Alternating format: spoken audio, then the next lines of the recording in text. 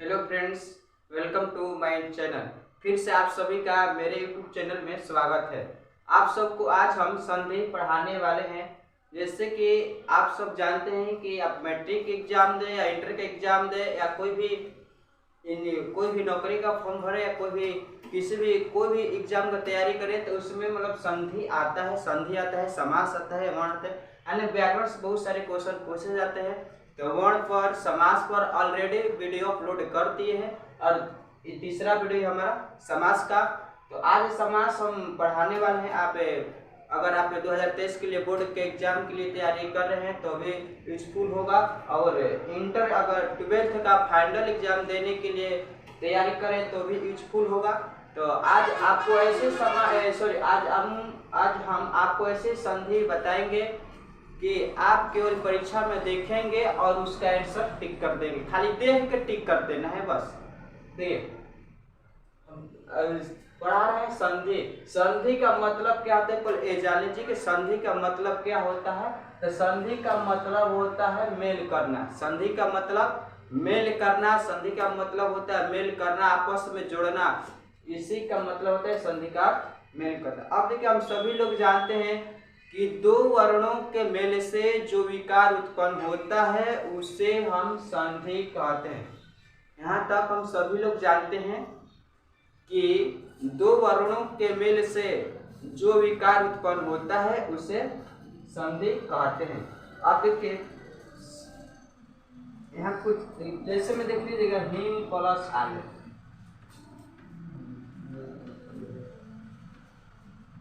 Him plus आले, हम सभी लोग जानते हैं कि हिम प्लस आलय के जोड़ेंगे तो हिमालय हमारा बनेगा। लेकिन कैसे बनेगा? देखिए, ये होता है प्रथम पद होता है, और हम इधर वाला द्वितीय पद कहलाता है। तो प्रथम पद का अंतिम वर्ण, इसको क्या बोलते हैं? प्रथम पद। प्रथम पद का अंतिम वर्ण,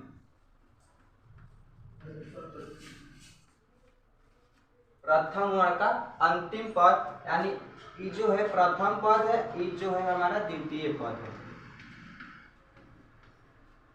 द्वितीय पद का प्रथम वर्ण।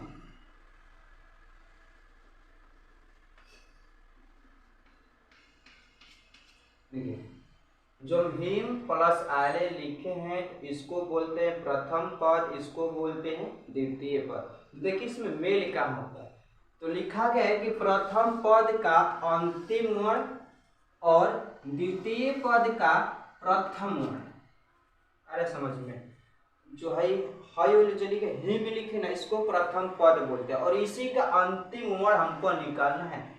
और जो द्वितीय पद है उसका हमको प्रथम पद निकालना है। तो देखिए, जो म है, म इसमें दो वर्ण मिले हैं, म में दो वर्ण मिले हैं।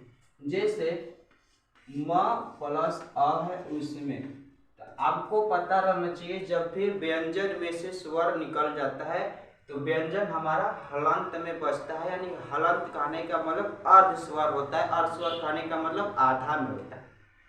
देखिए, म में से जो हम कह रहे हैं कि प्रथम पद का अंतिम वर्ण, तो म का अंतिम वर्ण का निकलेगा? हमारा अ निकलेगा, क्योंकि म जब हम उच्चारण करते हैं तो म में से अ निकलते हैं, वही हमारा अंतिम वर्ण कहलाता है। और कह रहे दूसरे पद का प्रथम वर्ण, तो जो दूसरा पद का प्रथम वर्ण है वो हमारा है आ। यहाँ सब देख रहे हैं, क्लियर? अब देखिए, ये भी थोड़ा साफ करते हैं।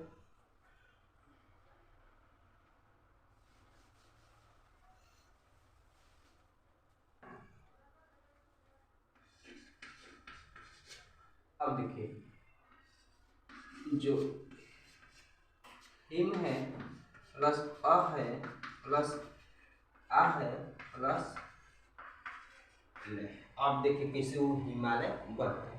देखिए, कह रहे हैं प्रथम पद का अंतिम वर्ण, तो प्रथम पद, तो इधर वाले को प्रथम पद बोलते हैं। तो प्रथम पद का अंतिम वर्ण का निकलते हैं, म में से का निकलेगा? अ निकलेगा। म को उच्चारण करेंगे तो अ निकलेगा। जैसे म में अ जुटेगा, म में अ जुटेगा तो ये पूरा म हो जाएगा, ये पूरा म होगा, ये पूरा म हो जाएगा। क्योंकि जो व्यंजन बनता है स्वर के मेल से बनता है। जब म में पूरा अ मिलेगा तो ये पूरा पूरा म बनेगा। अब है जो आ है आ, तब इससे मेल होगा, इससे। तो यहाँ जो मेल होता है, यहाँ पर आपको ध्यान देना है, यहाँ पर जो मेल होता है इसी से जब नए शब्द का निर्माण होता है तो उसे हम संधि कहते हैं। इधर इधर मेल नहीं होगा ना उधर होगा, बस प्रथम पद के अंतिम वर्ण में और द्वितीय पद के प्रथम वर्ण में मेल होता है। जैसे अ और आ जुटेगा तो ये हमारा आ बनेगा, ये दोनों मिलके आ बनता है। अ प्लस आ जुटेगा तो हमारा आ बनेगा। जब भी हम आ लिखते हैं तो आ पूरा नहीं लिखते हैं, आ की हम मात्रा लिखते हैं। तो आ जब लिखेंगे तो आ लिखेंगे तो गलत हो जाएगा, लेकिन अब जो आ होता है उसकी हम मात्रा लिखते हैं। आ जब लिखे आ की मात्रा लिखेंगे तो पीछे से एक डंटा बजता है, तो यहाँ रख दीजिए हिमा हो जाएगा। अब पीछे से उठा के लय है इसको रख दीजिए, हिमालय बन गया। अब आपको क्लियर हो गया होगा कि हिमालय का संधि विच्छेद कैसे होता है, हिमालय कैसे बन जाता है। यहाँ तक किसी को दिक्कत नहीं होगा। अब देखिए यहाँ तक तो बात रही संधि की कि संधि किसे कहते हैं, संधि बनता कैसे है। अब देखिए संधि के कितने प्रकार होते हैं। तो संधि 3 प्रकार के होते हैं। पहला होता है स्वर संधि, दूसरा व्यंजन संधि, तीसरा विसर्ग संधि। फिर से एक बार, संधि के 3 प्रकार होते हैं। पहला होता है स्वर संधि, दूसरा होता है व्यंजन संधि, तीसरा होता है विसर्ग संधि। अब देखिए स्वर संधि किसे कहते हैं, स्वर संधि किसे कहते हैं, जब दो सजातीय वर्ण मिलता है और मिलने से जो नए अर्थ का निर्माण होता है उसे स्वर संधि कहते हैं। नहीं समझ में है, फिर से देखिए, जब दो सजातीय वर्ण आपस में मिलकर एक नए अर्थ का निर्माण करते हैं तो उसे स्वर संधि कहते हैं। और सजातीय कहने का मतलब यह हुआ कि दोनों जो वर्ण है एक जात का होना चाहिए। मान लीजिए अगर अ मिल रहा है तो इधर भी अ मिलना चाहिए, अ मिले या आ मिले, लेकिन दोनों एक ही जात के हैं, दोनों स्वर के ही जात होते हैं। क्लियर। अब देखिए स्वर संधि 5 प्रकार के होते हैं। क्वेश्चन ही पूछा जाता है कि स्वर संधि कितने प्रकार के होते हैं, तो स्वर संधि ये हमारा है 5 प्रकार। स्वर संधि के 5 प्रकार होता है। पहला होता है दीर्घ स्वर संधि, दूसरा होता है वृद्धि स्वर संधि, तीसरा होता है गुण स्वर संधि और चौथा होता है यण संधि, यण स्वर संधि और पांचवा होता है अयाति स्वर संधि। अब देखिए परीक्षा में अधिकांश यहीं से क्वेश्चन पूछे जाते हैं। वृद्धि स्वर संधि से, दीर्घ स्वर संधि से, वृद्धि स्वर संधि से, गुण स्वर संधि से, यण स्वर संधि से, अयादि स्वर संधि से एग्जाम में क्वेश्चन पूछे जाते हैं। तो बहुत सारे लोग गलत कर देते हैं, संधि को नहीं पकड़ पाते कौन सा संधि है।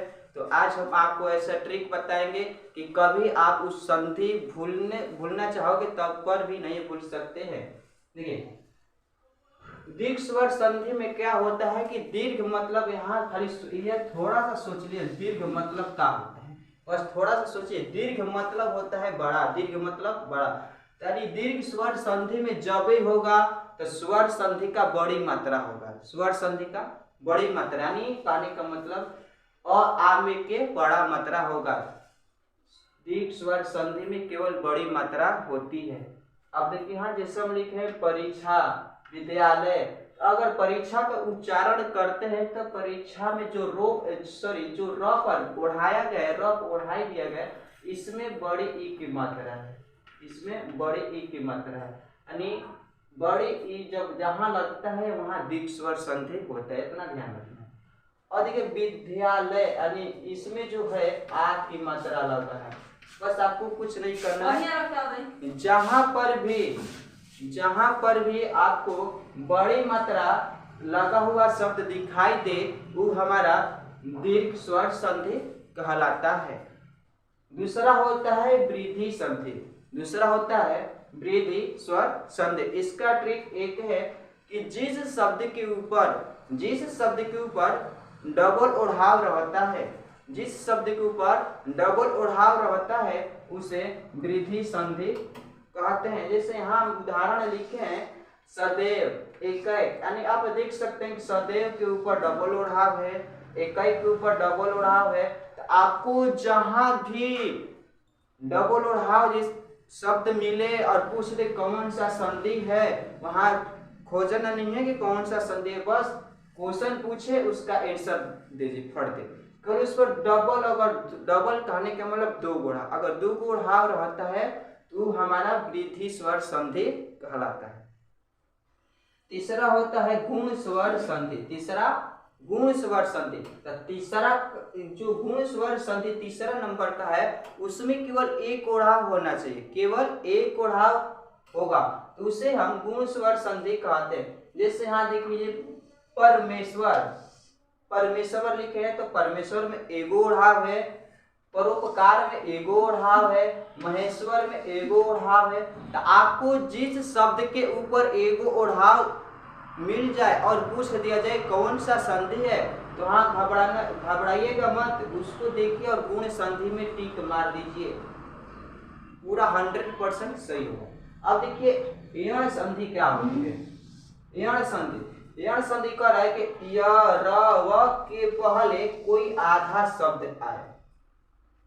यण संधि में यह होता है य र व के पहले कोई आधा शब्द आए तो उसे हम यण संधि कहते हैं। जैसे यहाँ पर लिख लेते हैं, एक मिनट एग्जाम्पल थोड़ा लिख लेते हैं।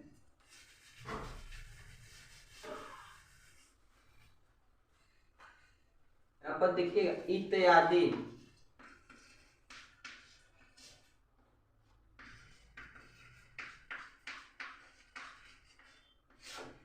अभी हमने आप सभी को बताया कि य र व के पहले कोई आधा शब्द आए तो उसे यण संधि कहते हैं। य के पहले हमारा आधा शब्द तो आया है, व के पहले हमारा आधा शब्द दंती स आया है। तो य र व के पहले कहीं पर भी आधा शब्द आपको मिले और पूछा जाए कौन सा संधि है तो उसमें डायरेक्ट यण संधि में टिक कर सकते हैं। पांचवें नंबर आता है अयादी संधि। अयादी संधि में केवल 3 अक्षर होते हैं। एग्जाम में बस एग्जाम आपको बीट करना है तो यह वीडियो आपके लिए है। अब देखिए अयादी संधि में 3 अक्षर होते हैं, केवल 3 अक्षर, अधिकतम से अधिकतम 4 अक्षर, लेकिन पूछा जाता है 3 अक्षर के वर्ड में।